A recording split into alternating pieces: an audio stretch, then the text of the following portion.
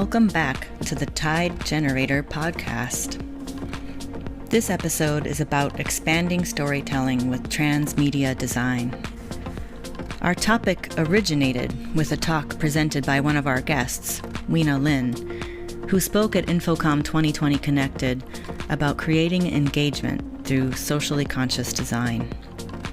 That ideal has become even more vital as we strive for change with new urgency in response to global demonstrations against racial injustice. Experience design ideally reflects many voices for many audiences. How can we shift the medium and the message for greater good?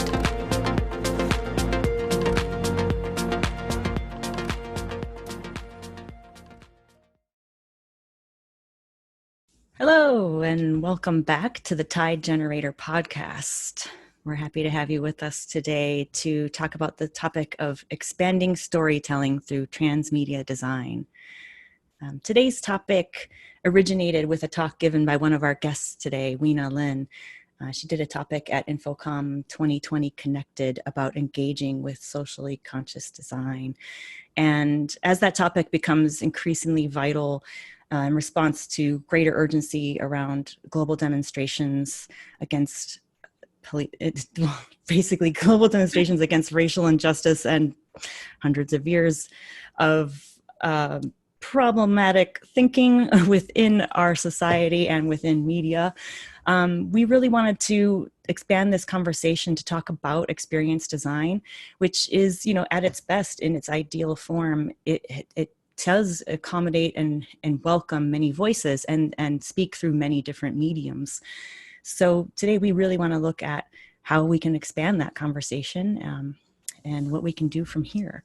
So with me today, I do have Wiena Lin. She is creative director with Public Good Labs.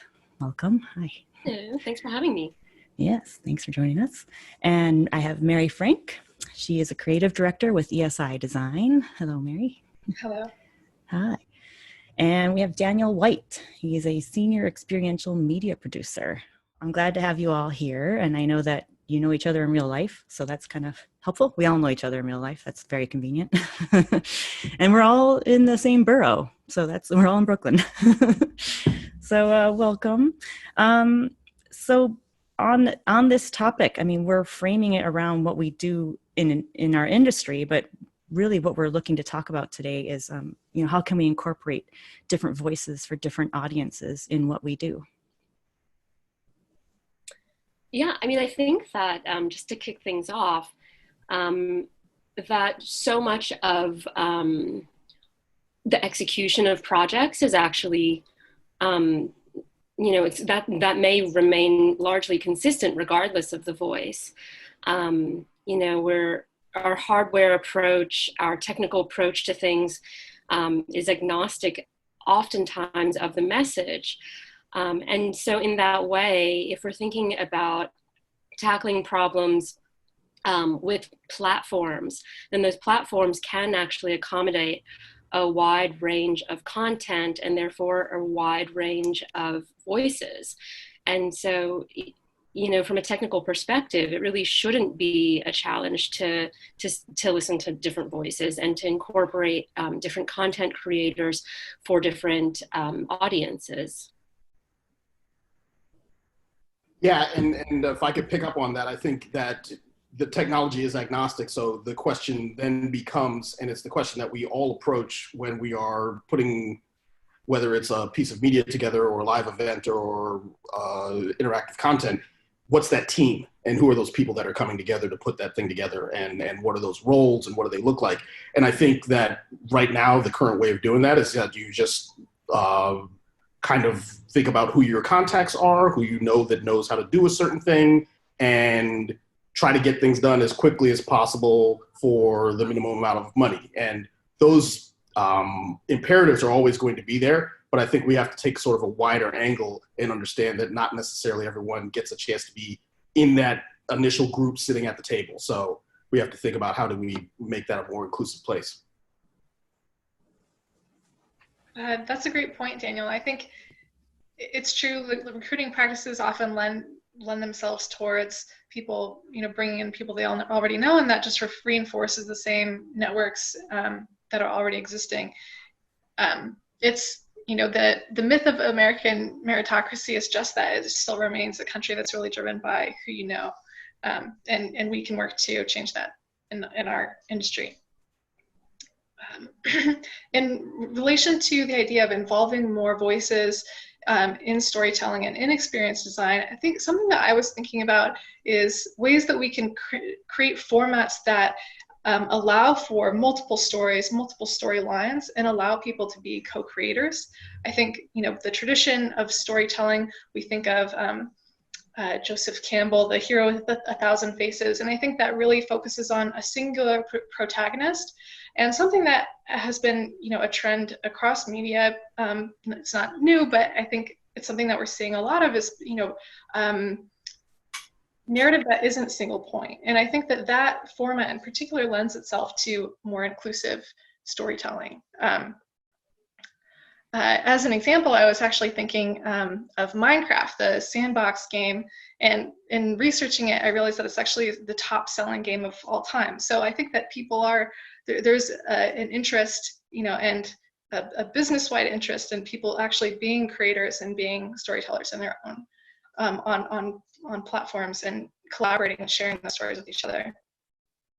Do you think the real-time nature of some of experience design allows for more narratives to exist in a free-form format like that, where it can shift and change? Yeah, I think especially as we are starting to reconsider what an experience at home might look like, as opposed to an experience that requires your physical presence, that can be much more individualized. So that could be for not only the content creators, but also for the audience.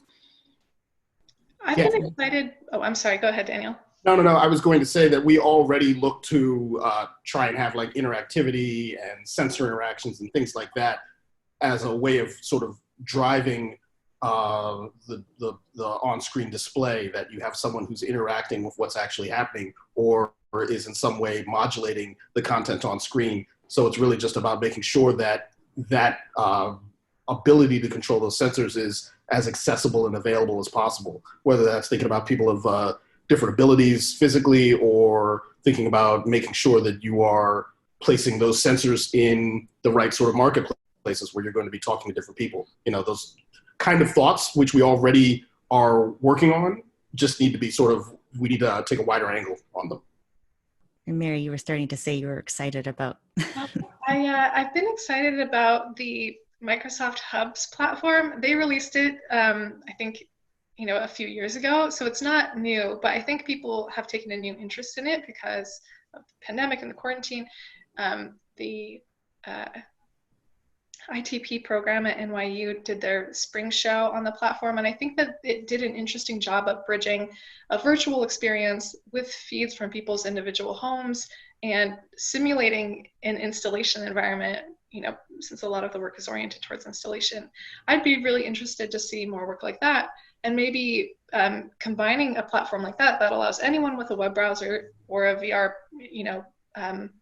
headset to have that experience, bridging that with a physical installation using, UV technology. Yeah, that's probably one of the side effects, the positive side effects that are coming from this forced hybrid way of attending events and everything right now, and making experiences that work in the home, is that we will be able to provide greater access, and that in itself ends up opening things up to be more inclusive. Are you already thinking about that, about how we might be able to continue to grant people access, whether, remotely, or depending on, there were a lot of limitations. There were physical limitations to who could participate in these events in the past. Are you starting to think about how it will widen the angle, as you're saying? I think so much of the word access is really telling here, because I think when we rely on for-profit companies to create platforms that allow for connection, there's introduces a lot of problems. And so I think that's the other aspect of what is exciting to me about having an organization like Mozilla put out tools in this way. Yeah, that could be the good thing, I guess. So I think that's what we were talking about, the notion of experience design and the phrase experience design and how that might evolve into transmedia, which the phrase itself is about multiple mediums, multiple screens, multiple network devices to tell a story. Do you think that this all kind of goes hand in hand to create a more inclusive, more accessible, grant more access to people with whatever device or whatever mode they have to participate? Yeah, absolutely. And I think that can lead to a much deeper connection with the brand as well, because formerly, you might see a $1 million installation in Times Square. You'd see documentation of tourists stopping by, having a 30-second long or minute-long experience, taking some selfies, using a hashtag or not, posting, their experience within this booth. And then the value there for the brand was supposed to be that other people saw their videos on social media and somehow felt a kinship to that product all of a sudden because they were cool and they had spent money, on an installation. And at the end of the day, it's like, how much emotional connection can the consumer, the person who's watching this video, actually feel, versus if they're comfortable in their own home and you're able to reach them like literally where they are, either through targeted messaging on their phone or in a desktop experience. I think that has potential for a different type of resonance, and like arguably could be much more specific to that individual.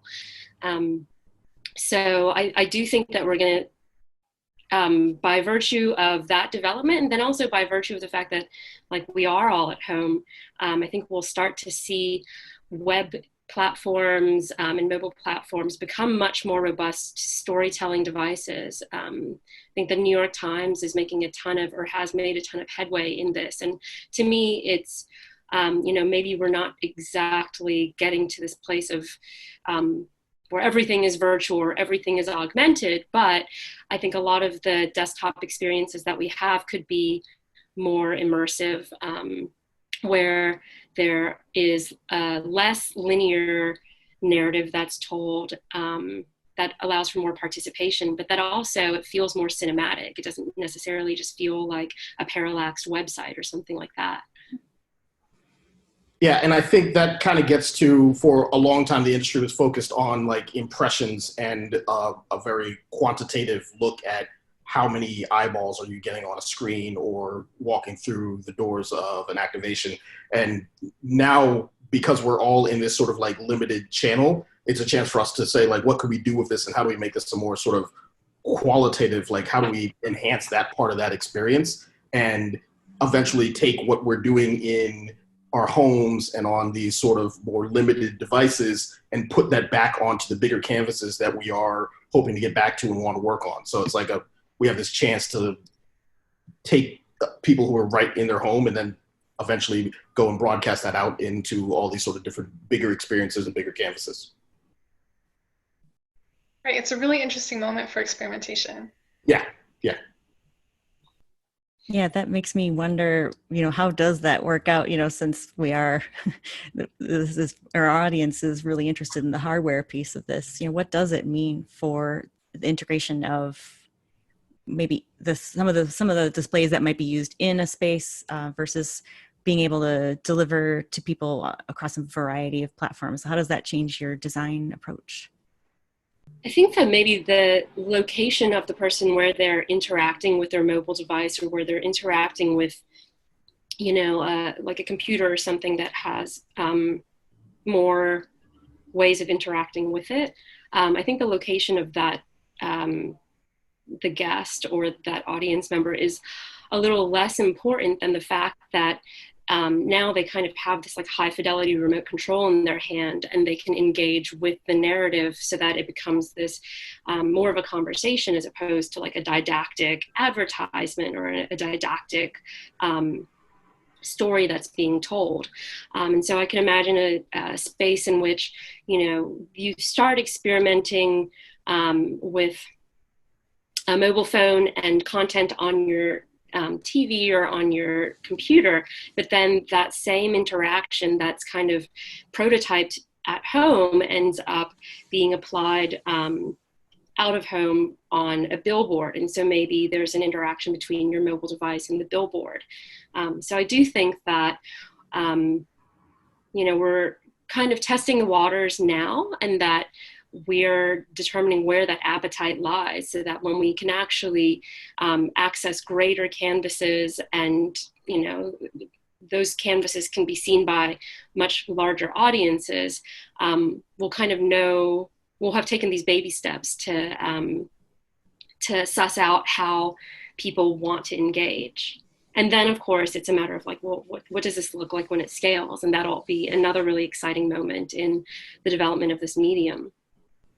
Yeah, when I think about the expanding audience, kind of what Daniel, you were saying about, it used to be a numbers game about, people who, how many people showed up and saw this, how many people walked by, maybe had an impression, impressions, maybe some dwell time thoughts. I think, Daniel, you were talking about this movement, the Path for Progress pledge that small and medium businesses can make. And one of the things I noticed on that was to talk about developing diverse user personas.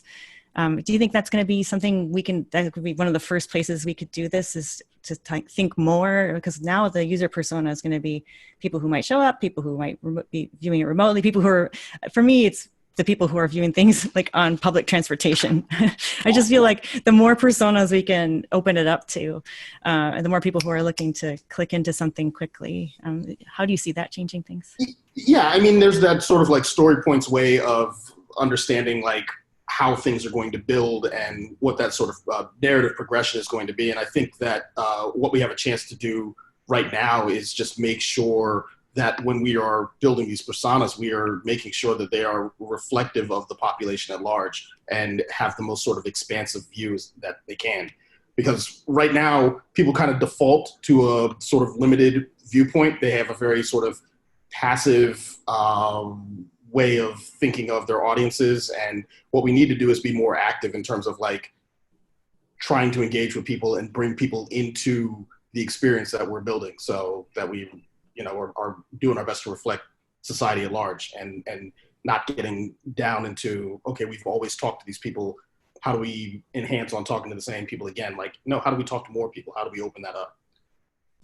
Yeah, I think that's, Mary, when you're designing for the built environment, you're probably you're creating for personas, but I mean, how do you feel like this is going to change? Like, do you have, there's going to be even bigger list of people that you're trying to think about, or? Yeah, I think in the built environment, often we have there's actually more control over context or more knowledge about context than there is online. Online, I think that the thrilling part about working online is that, you could have someone from the other side of the world, a completely different age, like all of these things. There is a sense of audience inclusivity that the web makes possible that just doesn't end up being the case in a city in the same way.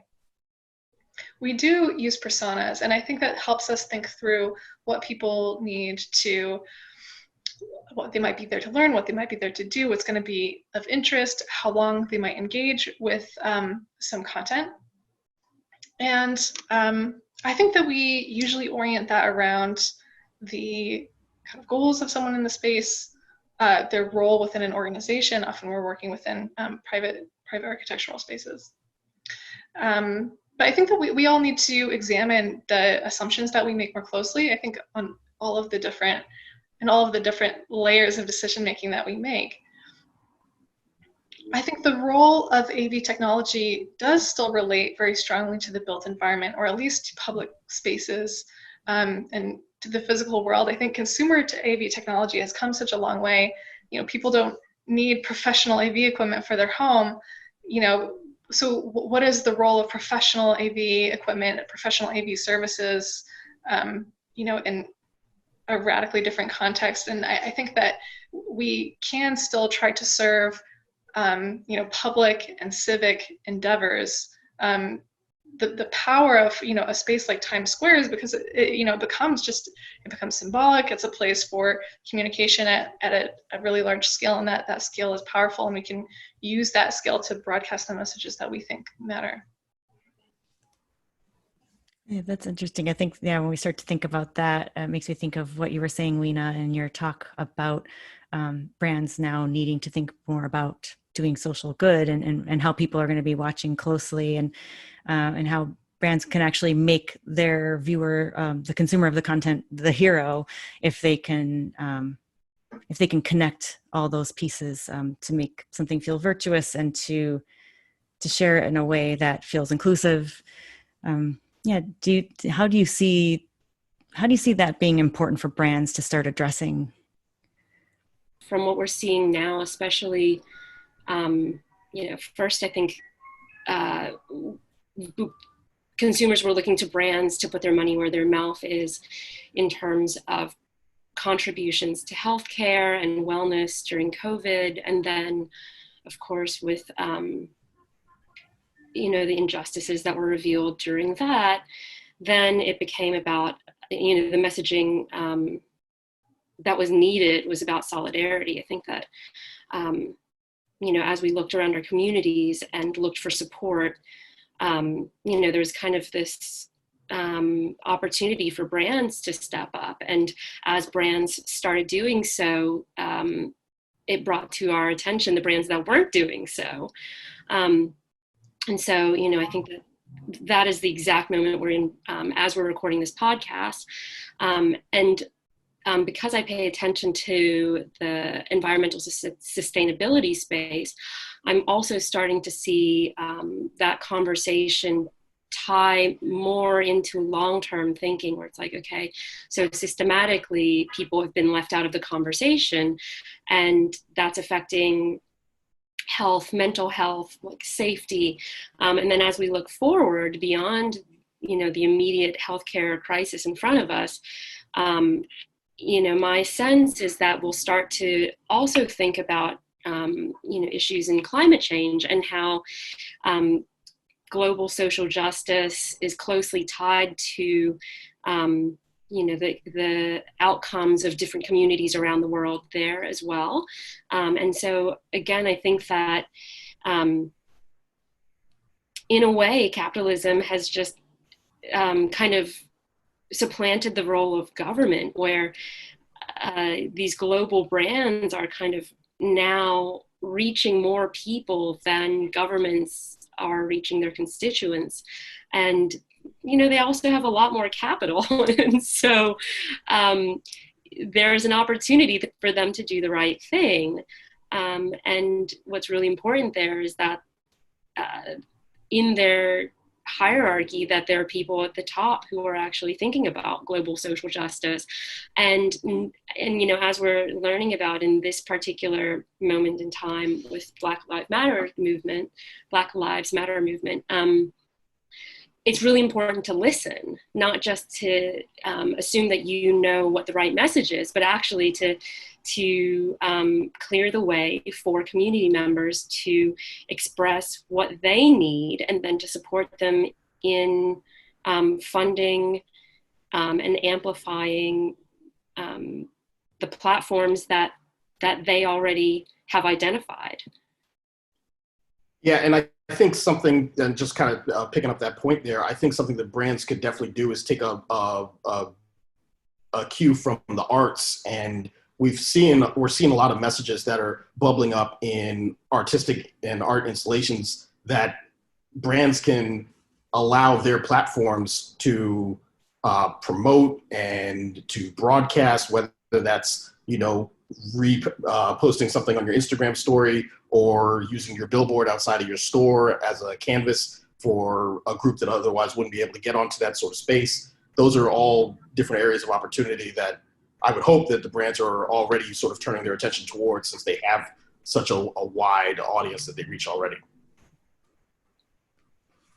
Yeah, that's a good point. We have, anyone who has a platform, it's time to amplify. And I think that might be an interesting thing for us to think about, and as a group is, how do you see this story changing?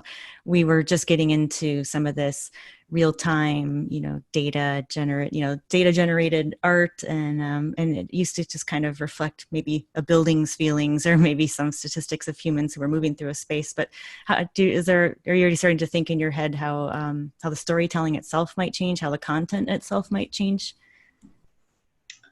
I think that, to echo what Daniel and Wiena have said, I think that now is a great time for people who are creative professionals, who are storytellers, to take more of the role of curating, amplifying, and creating platforms for other voices, as we started the discussion.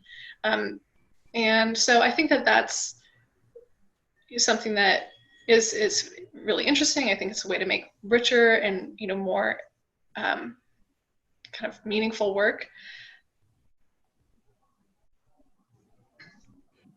Yeah, and I mean, as you democratize your message, you are going to, by necessity, reach more people, and that's going to make your channel, your platform, that much more effective. So there's something in it for the brands to have this inclusivity as a main plank. Yeah, when we are inclusive, we do think about bigger numbers. Like we were saying, like when we talk about personas, and we were having a conversation earlier this week with some people from the AV, the tech manager world, and we talked a lot about the client-facing idea, and how we need to expand who the client is, and we need to change our view of, what does the client look like? What does the client facing person need to look like? It used to be very much about look. And I think this is a really amazing time to rewrite a lot of those things. And I think, the more inclusive, the bigger the audience. It actually kind of ends up being pretty simple. We should go for that. Yeah. And I think, like, what's great about this time right now is that for the longest time, it was thought that, to mention inclusivity or to mention cross-cultural or intersectionality would be divisive in a certain way. And I think what we're seeing out on the streets is that ultimately that is going to cast the widest net. You're going to bring the most people in that way, is by having messages that speak to everyone and listen to everyone. Yeah, it's time to just call it human instead of political. That's an interesting point. Well, I guess, looking to the future, I always want to try to think about, I don't know, I feel like things are being rewritten right now in real time so rapidly. And I think we have the chance to declare right now what we want to see. What do we most want to see rewritten? So I guess, what's your biggest dream that we could change right now? Tear it down.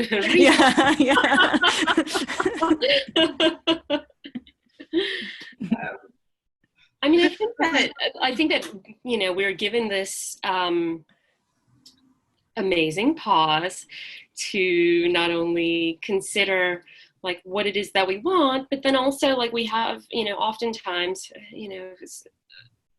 some members of our community have the opportunity to really consider what it is that's important to us, and what the kind of chain of events were that brought us to this moment, and what I think a lot of people are considering, what does our involvement look like moving forward? What's the outcome that we want to see, and how can we help to engender where things go?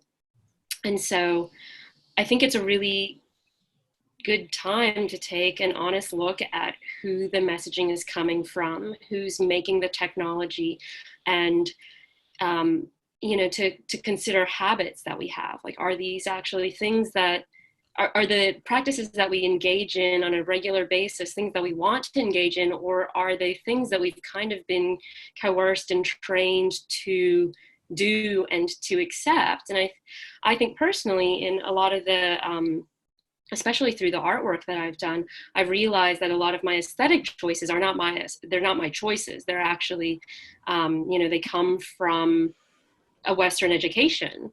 And as we start to analyze C-suites within companies, and people step down and are replaced with a more diverse team of people, and we start to more deeply analyze the content creators out there, I think that different audiences will wake up to the fact that the media the mainstream media that they consume doesn't just have to be of a voice that might not inherently be their own voice. And also the thing that they thought they liked maybe isn't really inherently their choice either. So I think that, this is a really great opportunity for considering like what our personal cultures are and how we can be more true and honest about those. And, hopefully that leads to just more harmony, more peace, more harmony, more justice. Yeah, we have this moment to be sort of meditative, and that way we can be more intentional with the actions that we take and less passive. And I think there's space for that in culture at large, and then definitely space in our industry to, we call these things activations that we build. It's like, how do we activate the most people? How do we reach out? What are those things? And right now is a great moment to sort of educate ourselves and figure out, well, what are our blind spots? What kind of things were we not thinking about before? What people were we not thinking about and not considering before? And how do we consider them in the future? I think the demonstrations are also this moment. It feels like, all of these people are waking up to their own agency and realizing that if we do collaborate and work together, that we can make change if we all are civically engaged and we all hold our representatives and our government systems accountable, and if we like do it in a coordinated way, or even a distributed networked way, that we have a power that I think we didn't realize that, or I feel like I didn't realize that I had, and it's a moment where I think that because maybe of the surreality of this pandemic, it's making us realize that terrible things are possible, but maybe also incredible things are possible. And maybe we can make something really magical come out of this by creating justice and, enabling things that we hadn't imagined before. Yeah, the stories we tell really do have the power to be evocative, and we can use technology in ways that are really emotional and can really connect with people. And I feel like this is opening up that possibility even more. Let's get even more earnest in our attempts to connect. So yeah, that's pretty great. All right. Well, I think that actually wraps this up for this podcast, as we look ahead to trying to tell new stories across new mediums and bring in new voices. And I'm really glad that you could join me today for this particular topic. And I really want to keep talking about it. We will be doing more articles, more podcasts and events, bringing more voices in. So thank you so much for joining me today. I'm so glad we could do this. Thank you guys. Looking forward to it. Thank you. Thanks for listening to the Tide Generator podcast, produced by Avixa. Find it wherever you get your podcasts, and we'll see you next time.